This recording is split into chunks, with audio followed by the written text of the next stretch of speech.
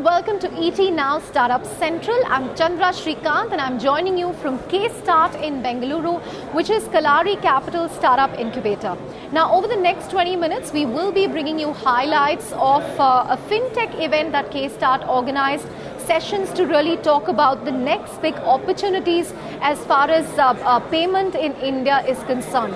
We'll kick it off then with a big voice on the show, Infosys co-founder Nandan Nilekani, to really take us through the opportunities here because of the massive disruption that we are going to see in the banking industry. We also asked him if there are things that Indian startups can leverage, if there are things that are unique to really the Indian startup ecosystem, which will act as barriers to entry when it comes to their Western counterparts. Let's listen in then to what Nandan Nilekani had to say.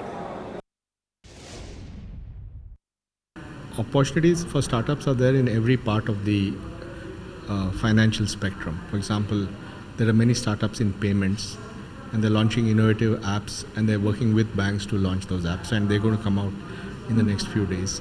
We know that there are more than 30 alternate lenders who are using data for lending. They are working with banks and others.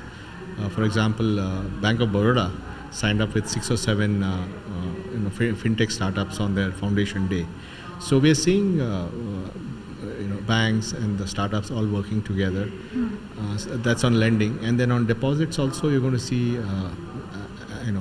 different kinds of applications. So I think the innovation is going to be enormous because the backbone is now in place. The backbone for payments, all that is now in place, and India is going to become data rich. When GST comes live, there'll be 5 billion invoices a month. When UPI comes live, there'll be millions of transactions. When Bharat bill payment comes live, you'll have a billion invoices, billion bill payments a month. So suddenly there'll be a massive increase in data, which can be harnessed by individuals and businesses to get credit. And the other factors being India Stack and also UPI, which you said will come on stream. India Stack, which has the authentication, KYC, and all that will enable you to make presenceless, paperless, and cashless transactions. And it's up to any company, whether it's a large company, small company, fintech company, to use this unique infrastructure and do things. And also the fact that this is there, if you use it, you're also creating a defense against foreign competitors. In terms of what you said, how Indian companies can stand out, in the last few days there's been a lot of angst from some people in the startup community that perhaps India has made it too easy for foreign companies to succeed here, vis-a-vis what we saw happening in China, where Uber was forced to merge with Didi, whereas in India Amazon and Uber, it's an open market where they can freely compete with Flipkart and Ola. So I mean, do you think it's fine, it's a free market, that's how it should be, or are we in a sense being unfair to say a Flipkart and an Ola by giving these guys a free hand? After economic liberalization, we have sort of by and large said we're a free market economy and let competition happen. So that's the broad philosophy. So I think we have to think carefully whether how we do this thing. That's why I think better way to think about it is there are two things that Indian companies can do.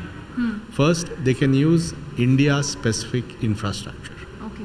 So if they use the India stack, they use Aadhaar, eKYC, eSign, or UPI, or anything that's there, that automatically creates a barrier because, as I explained, the foreign company will take much longer to adopt those standards because they'll have their own global some strategy in mind, and they'll say, we won't use this. That's one way to differentiate yourself. The second way to differentiate yourself is to solve an Indian problem. Going forward, do you see the opportunity for, say, a Paytm, a Freecharge, or any other company that's really coming out of UPI and India Stack to eclipse some of these existing players? No, I don't know about eclipsing because I think the estimate which I gave from a Credit Suisse report is that today we have about $180 billion of market cap of all PSU banks, private banks, and fintech companies, NBFCs put together.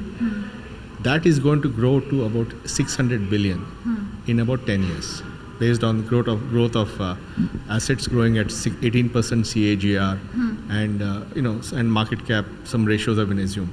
That means there's 400 billion dollars of market cap going to be added in the financial services sector in the next 10 years. The question is, who's going to grab that? been a lot of buzz around the term fintech in India, perhaps because we are seeing a lot of unique factors coming together. If you look at the combination of Jan Dhan, Aadhaar, mobile, and also the unified payment interface or UPI, which will be introduced in a few days, that will make sending money to another person as easy as sending a mail or a message. We caught up with Kalaari Capital's Bala Srinivas, the man behind this entire fintech event, to really understand the reason, the key takeaways from the sessions and the opportunities as far as startups are concerned and Kalaari's own bets in this space going forward. Let's listen in. Thank you so much for talking to ET now. Over the last few months, we've seen a lot of funding go toward fintech startups. Is this just herd mentality that we see, whenever a theme becomes very attractive for VCs? Or is there a broader reason why Kalaari is bullish on fintech and, you had this entire session mapped out today? Well, look, interest in fintech has been around for a couple of years in India. But what has really changed over the last, I would say, 12 months or so is greater recognition that fintech in India it represents a very large market opportunity on top of some unique developments such as the India stack and everything that has to do with Aadhaar, UPI, etc. And for the very first time, there is a chance to build pretty unique, innovative products for India that can reach hundreds of millions of people. And until you got the transaction layer fixed, which is what India Stack does, or Aadhaar or eKYC does, this was not possible. So this is a big factor in driving a lot of the interest now. Right. And if I look at the sessions, it had a combination of Nandan giving the broad big picture. Then you had players within insurance, mobile payments, lending. Then someone from IFMR. If there are 2 or 3 broad takeaways for you from all this, what would they be? I mean, for people who did not have a chance to attend this, if there are 2 or 3 things that they can take away, what would they be?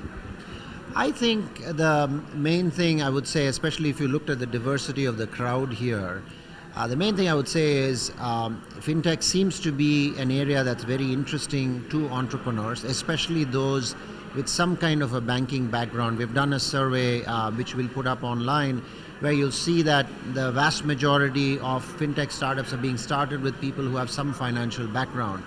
And I think you're seeing a lot of these entrepreneurs, whether they've come from insurance, they've come from lending, whether they've come from remittances, trying to work on everything that Nandan talked about, next generation infrastructure, and kind of see that the opportunity today is better than it's ever been before. And when you mix that with the availability of funding, I think you're going to see a lot more heterogeneous mix in types of startups that come out and that are probably going to succeed as well. Right.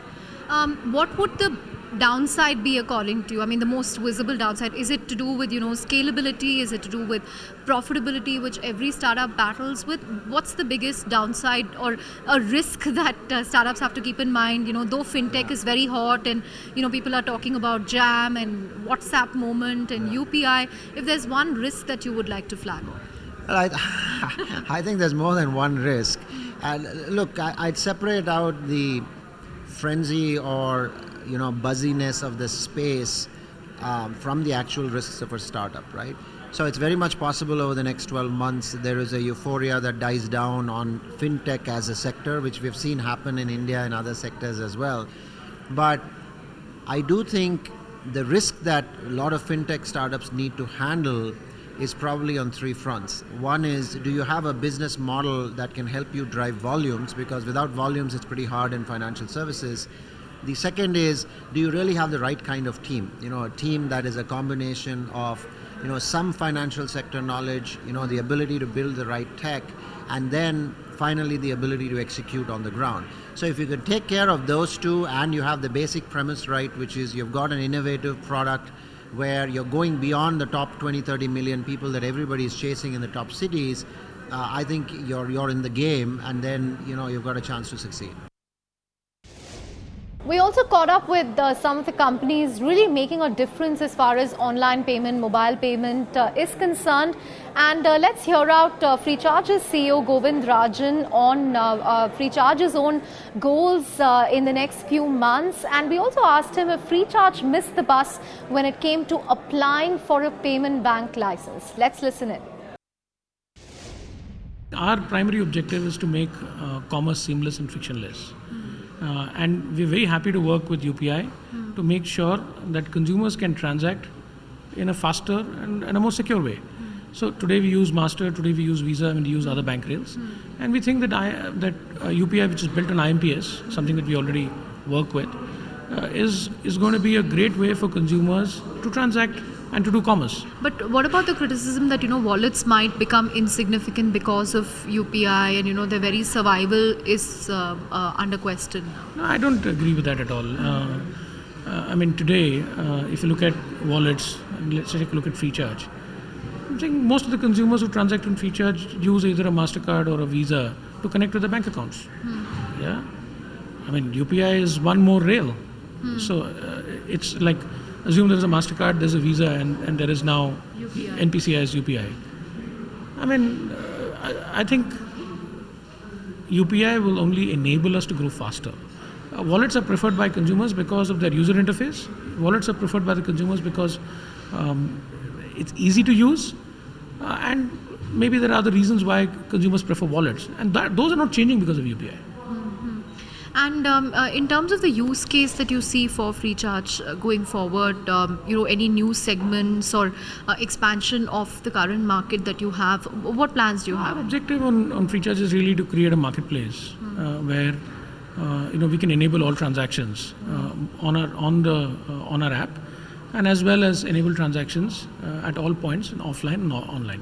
What about plans to also become a marketplace for financial products? This is something that I read recently. Yeah, of course. We talked about today also about how the last mile is a pretty big barrier to the adoption of financial products.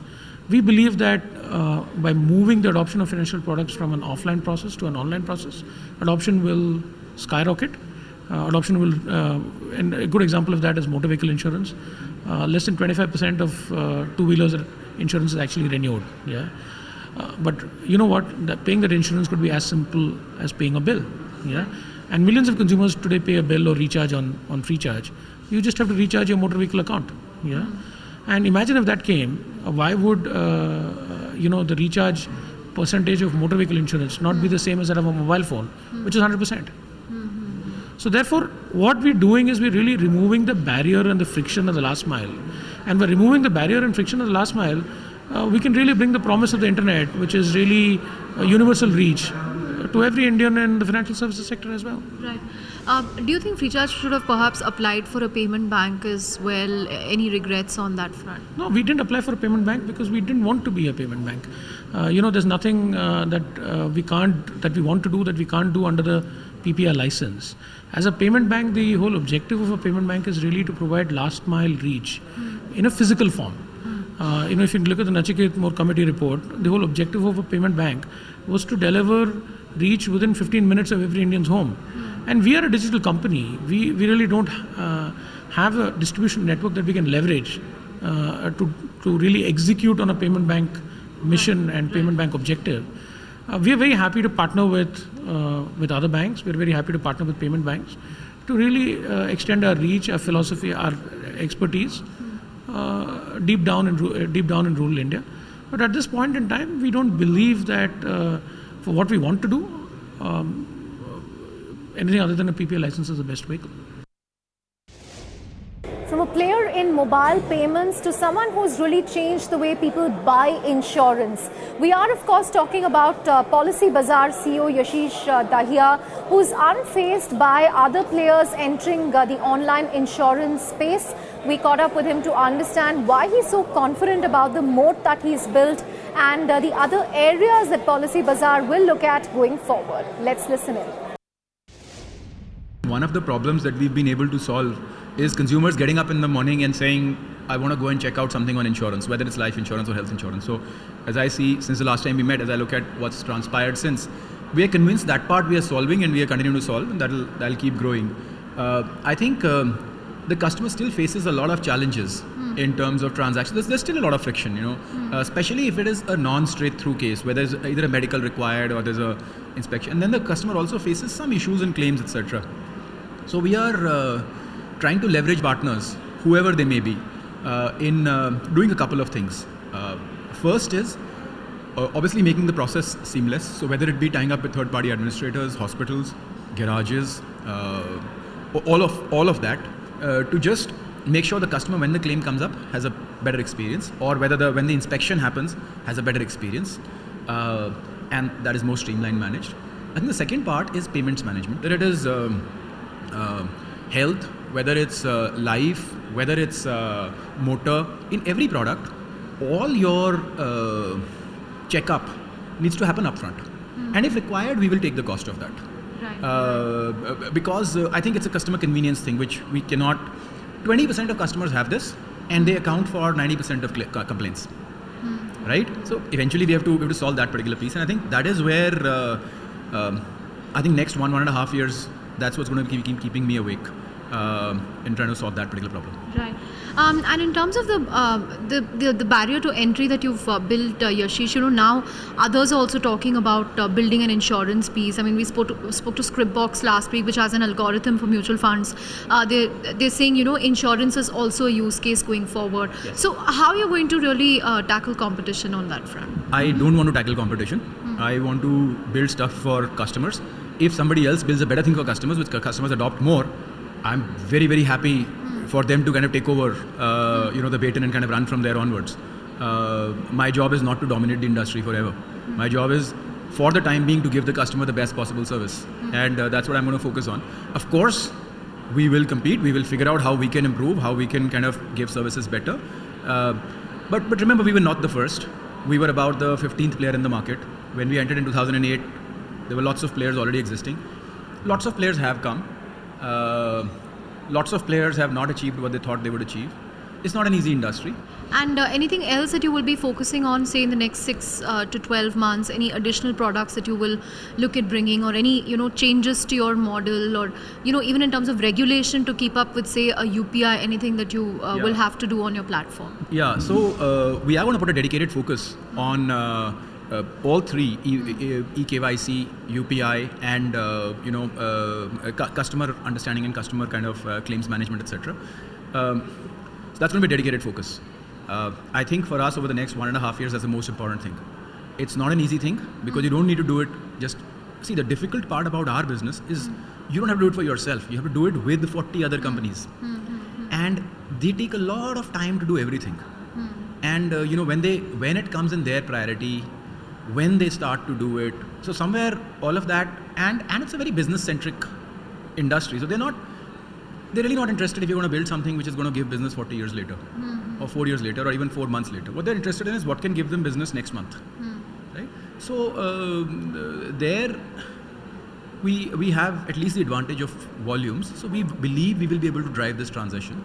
I think for me that is the most important, and it's good to be focused on one rather than focused on too many priorities. Now, the next entrepreneur we have is someone who comes from a family in the textile business, but he decided to really strike out and enter the world of online SME lending. We're talking about Capital Floats co-founder Gaurav Hinduja, who claims that Capital Floats platform can now disperse SME loans in under 10 minutes, leveraging eKYC and Aadhaar.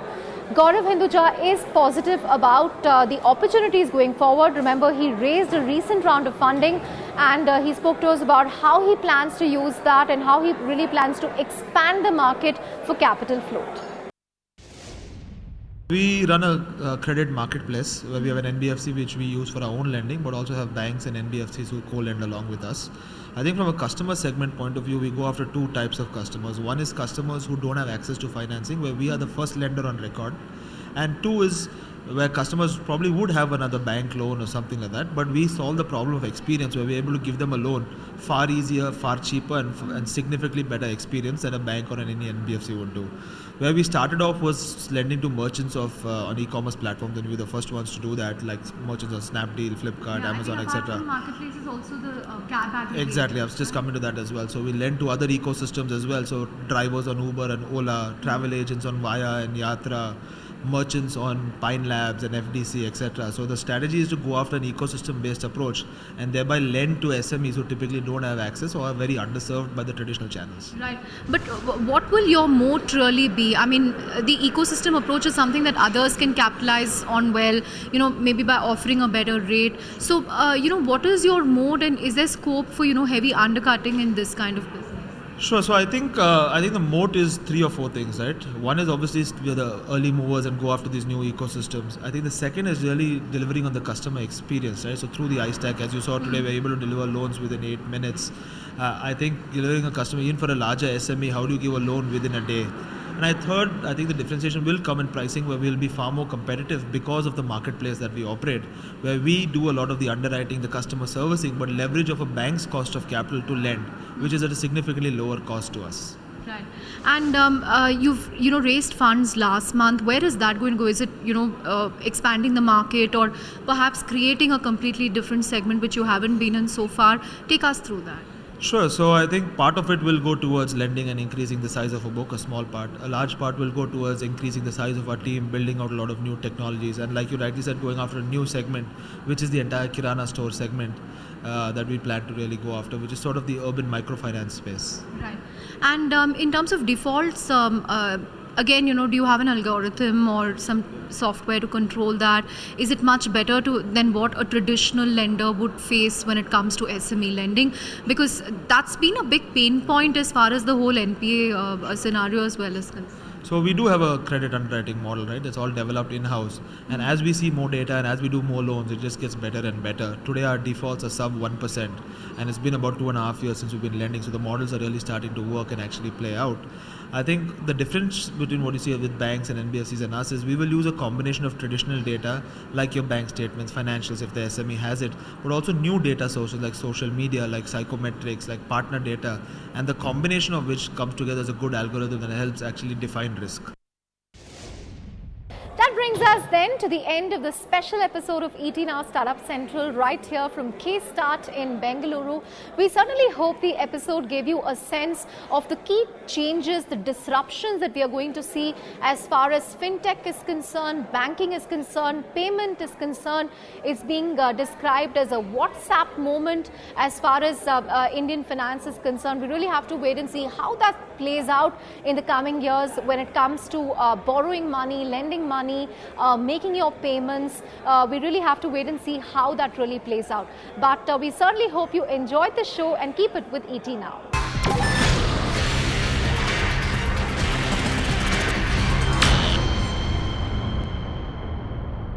Find us on Facebook at facebook.com/ETNow and don't forget to click the like button. You can also follow us on Twitter at ETNowLive. To stay updated with all our programming, hit the subscribe button on our YouTube channel by logging on to youtube.com/user/ETNow.